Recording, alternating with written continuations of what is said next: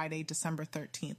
Further developments today in the tragic case of 2-year-old Olicity Powell.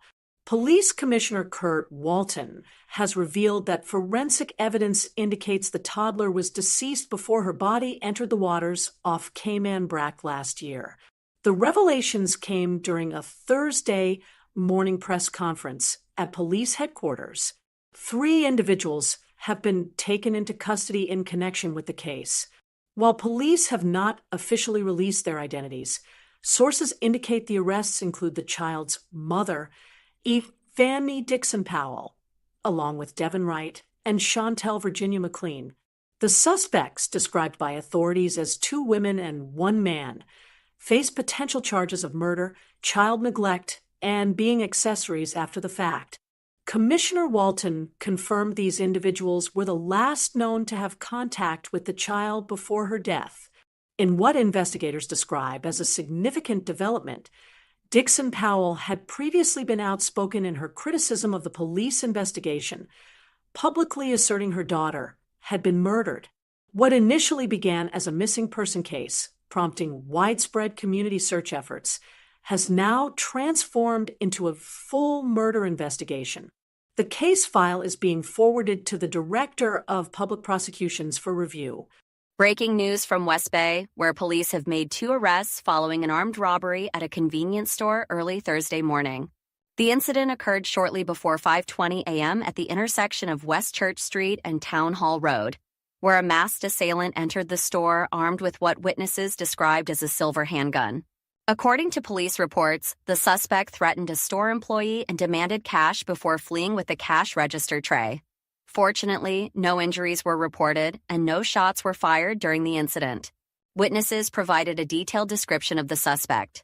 Approximately 6'3", tall with a slim build and brown complexion, notably walking with a slouched posture. At the time of the robbery, he was wearing a jacket, black sweatpants, a black mask, and sneakers.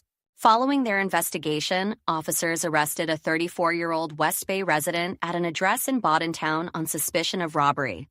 During the operation, police also recovered a vehicle believed to be connected to the incident. The investigation led to a second arrest, a 28-year-old Georgetown resident who was detained in connection with separate serious offenses, including burglary. Paul Murugan Paulraj, a 31-year-old man who resides in Georgetown, appeared in court Thursday charged with rape following an alleged attack at a West Bay Road shopping plaza earlier this week.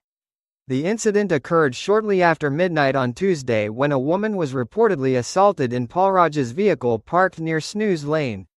Police say the victim and the accused had no prior connection before the incident. Officers responded to the scene following reports of a serious indecent assault and arrested Paulraj. He was formally charged with rape and made his first court appearance on Thursday.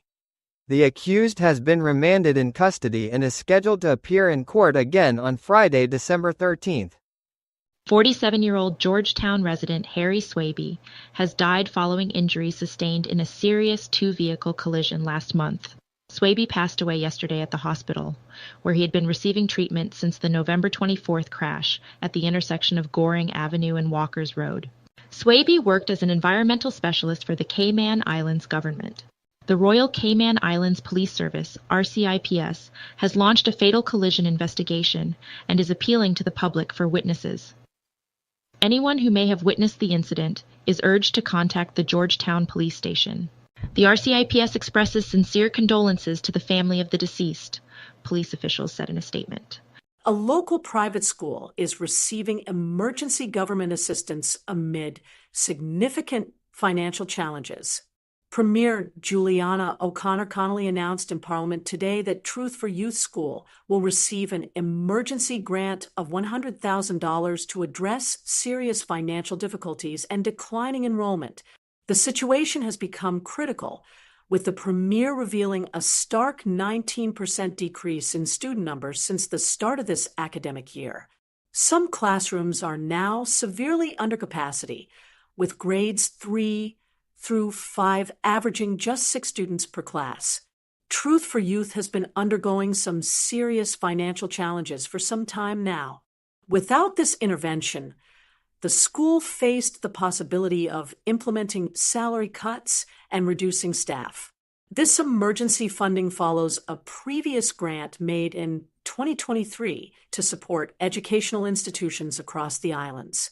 The current $100,000 grant was approved under Section 11.5 of the Public Management Finance Act 2020 revision. DART's strategic ownership of Premier Caribbean hospitality properties has enabled the company to offer valuable cross-training opportunities for the second consecutive year, with employees from both the Cayman Islands and Anguilla participating in international exchanges. The latest initiative saw two Caymanians, Isaiah Hurlston, a recent graduate of the DART Hospitality Training Program, and Valerie Walters, a PBX operator at Kimpton Seafire Resort Plus Spa, complete a 2-week training experience at Four Seasons Resort and Residences Anguilla in November. Simultaneously, 4 professionals from the Anguillan resort spent a week in Grand Cayman during October, receiving training at various properties, including Hampton by Hilton Grand Cayman and Kimpton Seafire Resort Plus Spa. The Anguillan contingent comprised Darren Connor, chef, Mario Connor, Assistant Director of Housekeeping, Davina Hodge, Assistant Food and Beverage Outlet Manager, and Roxanne Webster, Front Desk Supervisor. For participants like Davina Hodge, who spent time at Ms. Piper's Kitchen Plus Garden at Hampton by Hilton Grand Cayman, the experience proved transformative. Thank you for tuning in, and please have a safe weekend. Do you have breaking news that you would like to share with CMR? Contact us on 324-1612 or tips at Cayman Mall Road.